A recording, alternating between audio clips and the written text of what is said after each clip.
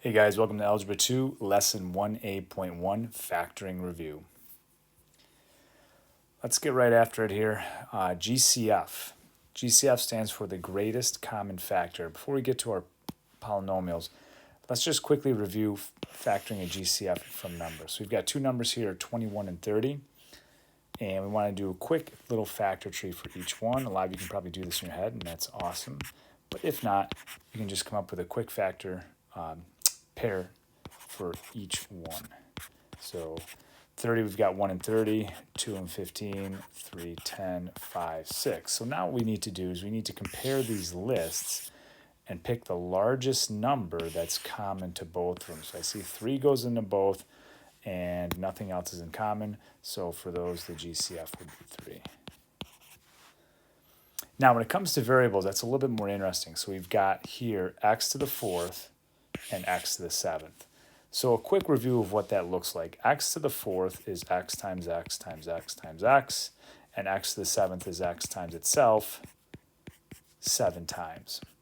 Now GCF stands for greatest common factor, so it has to be common to both. So this is how it kind of works here. The most that x to the 4th can share would be 4 x's. So the GCF of those two terms is x to the 4th. And an easy way to remember that is when the variable is common to all the terms, you pick the one that has the smallest exponent because that's the most that can be shared. All right, now let's apply this to our polynomials. We're going to start with 14x to the 8th minus 12x cubed plus 2x. So what we want to do first is quickly scan the numbers. We got 14, 12, and 2. So obviously there the GCF is going to be 2. So what I'm going to do with that is I'm going to bring it outside a set of parentheses. Then I'm going to check my variables. Do they all have x? Yep. So I picked the one with the lowest exponent, which is just an x. So now in the parentheses, I must have the same number of terms as the polynomial I started with. So I've got 3 terms here, which means I'll have 3 terms in the parentheses. And obviously the signs just come with it. So how do we get those terms in the parentheses? You can show this, you can do it in your head, but we divide each one of these by the GCF we took out. So 14x to the 8th divided by 2x is going to give me 7x to the 7th minus 12x cubed divided by 2x is 6x squared. Now this next one's very important because remember what we said, there has to be a term here. 2x divided by 2x is just 1. So I end up with a 1 in the parentheses. And if you want to check it, it's really easy. All you do now is you take your factors and you multiply them out. So if you were to distribute a 2x to all 3 of these terms here, you get the original polynomial. All right, our next one, example 2, a little bit more challenging. Check out these numbers. We've got 36, 66, 42. So I want the largest number that goes into all 3 of them. Well, right away I know 66 is 6 times 11. 6 goes into 36 and 42. 11 does not. Another factor of 66 is 22. That obviously does not go into those. So the largest number that goes into all of those would be 6. Let's see, do they all have an x? Yep. The one with the smallest exponent is x squared, so that's our GCF. They do not all have a y though. See, so y is at those two, but it's not in the first one. So y is not common. It's not part of the GCF. Write your parentheses. You can do this in your head or write it out. It's early in the year. I recommend probably writing it out. Now what's going to be left when you divide each one of those by 6x squared? Let's follow along here. 36 divided by 6 is 6. X to the 4th divided by x squared is x squared. Minus 66 divided by 6 is 11. X cubed divided by x squared is x. But don't forget you have the y in that second term. And then our last term, 42 divided by 6 is 7. X squared divided by x squared cancels out, but then we have a y squared left. And that's what I get. Again, if you want to check, you just distribute, and you do end up with the original expression. All right, now my favorite factoring technique, the difference of perfect squares. I love this technique. It's simple. It's the same exact pattern every single time. All we have to do is recognize that pattern. So remember, it's called perfect squares. Both of these terms have to be perfect squares. I'm not going to take the time now to go over all the perfect square numbers, but you should know all your perfect squares up through at least 12 squared, which is 144. And variable squared, I will take a second to go over this. As long as your variable has an even exponent, you can take the square root of it. So the square root of x squared is simply x. The square root of x to the fourth would be x squared. The square root of x to the sixth is x to the third. So when you take the square root of a variable, you divide the exponent by 2. That's something we might have forgotten from Algebra 1, but that's how it works when you take the square root of a variable. So here's the pattern. When you factor the difference of two perfect squares, you have two sets of parentheses. Signs are always different. Now, the way this works is the first term is simply the square root of the first term of this expression. So both of these would be the square root of a squared, which obviously is just a. And the second term is going to be the square root of the second term, whatever that happens to be. Number, variable, it doesn't matter, combination. So then that would be b and b. This is the pattern, works every single time. We can go very quickly when we factor these. So number 3, 1 minus 36t squared. I recognize that both of those are perfect squares, so I have two sets of parentheses. Signs are different. So the term that's going to go here and here is simply the square root of the first term. Order is super important. The square root of the first term has to go first. So in this case, obviously that's going to be a 1. Now I take the square root of 36t squared, and that term will go here and here. Well, don't freak out if you see a number and a variable. You just take the square root of each one. So the square root of 36 is 6. The square root of t squared is t. So I have a 6t and a 6t. And here are the two factors. 1 plus 6t times 1 minus 6t. If you want to take the time to check it, you would just simply go through and multiply this out, and you do end up with the original binomial. All right, so the next one looks more complicated than it is. I recognize 16 is a perfect square, m to the 6th is a perfect square, so is 9, so is k to the 16th. So if it's difference of two perfect squares, I set my two parentheses, signs are different. Now it's just a matter of taking the square root of the first term. So the square root of 16 is 4. The square root of m to the 6th is m to the 3rd. So it'll be 4m to the 3rd here and 4m to the 3rd there. The square root of 9 is 3. The square root of k to the 16th, remember you divide the exponent by 2, is k to the 8th. So this would be 3k to the 8th and 3k to the 8th. So that's our second factoring technique, difference of two perfect squares. Now the third technique we have, factoring trinomials. This is a little bit more challenging. I know you guys did a bunch of this in geometry. So before we get to that, let's review the FOIL process. So I'll just make up two binomials here that we're going to multiply together. 2x plus 1 times x minus 2. Remember this process called FOIL. It stands for first, those two, outer, those two, inner, those two, last. And that's just an order in which we multiply these terms. So if I were to multiply the first terms, 2x times x is 2x squared. Outer, 2x times negative 2 is negative 4x. Inner, 1 times x is positive x. And last, 1 times negative 2 is negative 2. And then we can combine like terms. So I get 2x squared minus 3x minus 2. So the way this works, this is the product of the first terms. This is the product of the last terms. The middle is the outer plus the inner added together. So now when we go to factor these, I'm actually going to start with number 6 because it's a little bit easier than number 5. I'm going to break this up into two sets of parentheses. I look at my first term and I ask myself, well, what two things multiply to a squared? That's pretty easy. That's a and a. Now I think back to how I got this. This is the product of the last terms. If this is a plus, that means the two numbers multiply to a positive, which means their signs have to be the same. Now, how do we know what they are? If they're the same, it depends on what this sign is. So if you see a positive here, I know that these two numbers have to have the same sign, and they have to combine to a negative. So that means in this case, they are both negative. So I can put those in right now. And then the last thing to do is just create a quick factor tree of 10. 1 and 10, 2 and 5. Remember, both of them are negative. You can throw them in here. Just remember that they're both negative. So how do you figure out which pair goes here?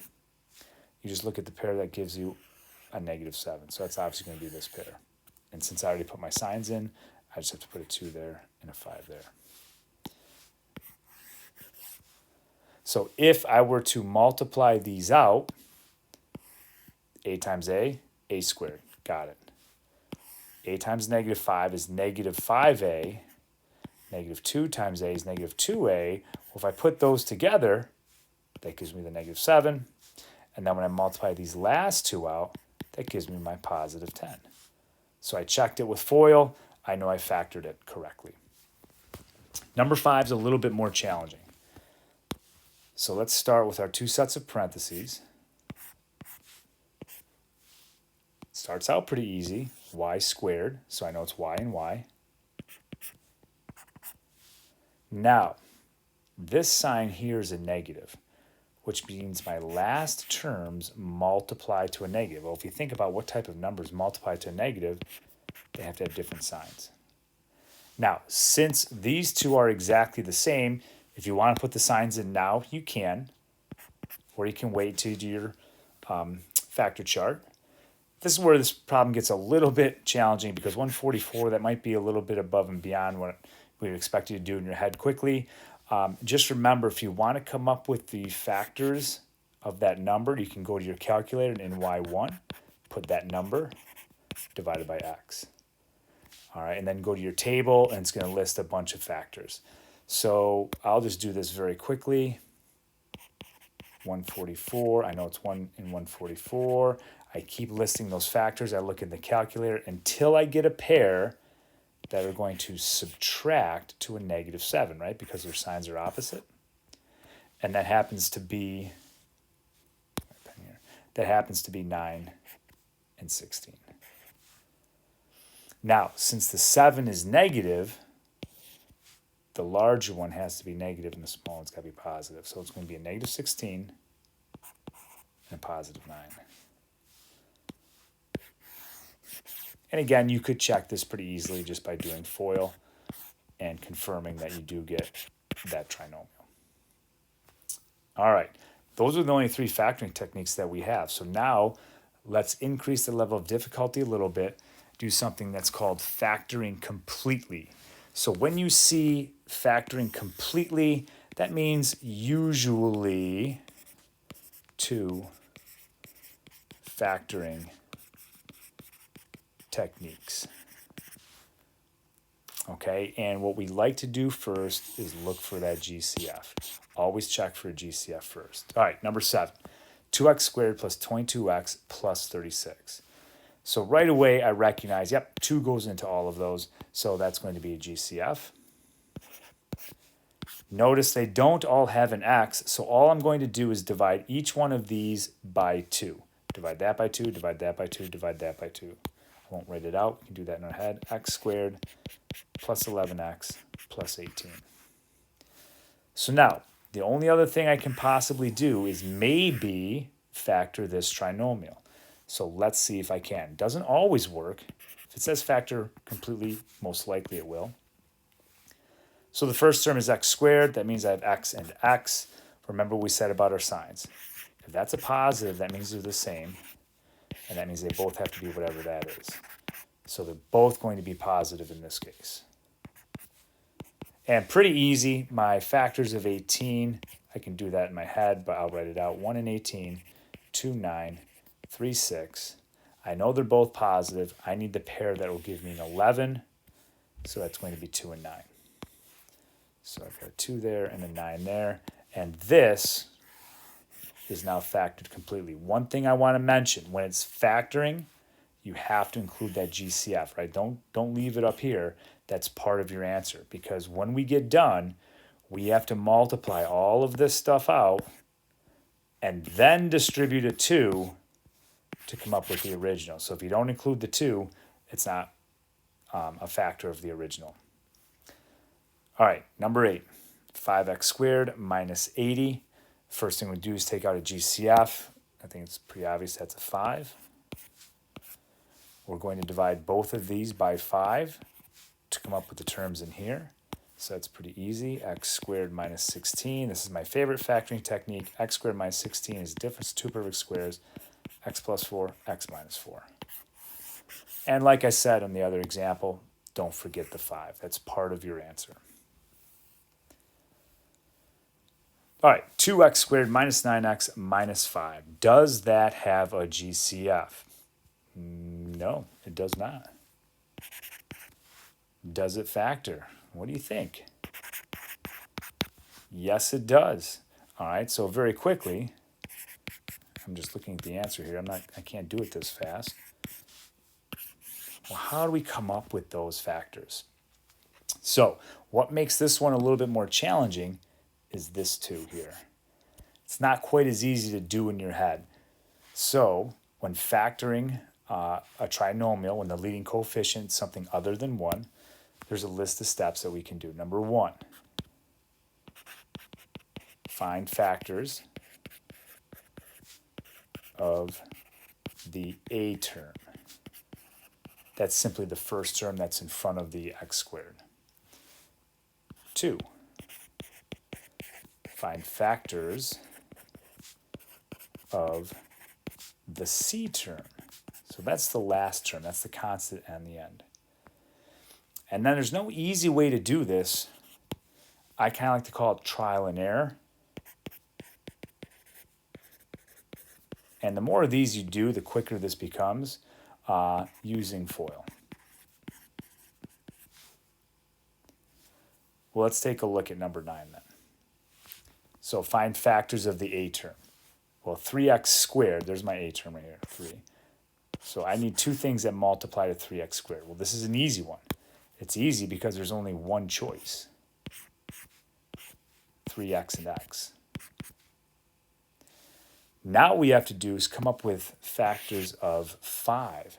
So again, that's kind of easy because it's only one pair, 1 and 5. Here's where it gets tricky.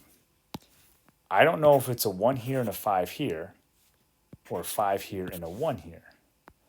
Also, don't forget, because the last terms multiply to a negative here, your signs are different.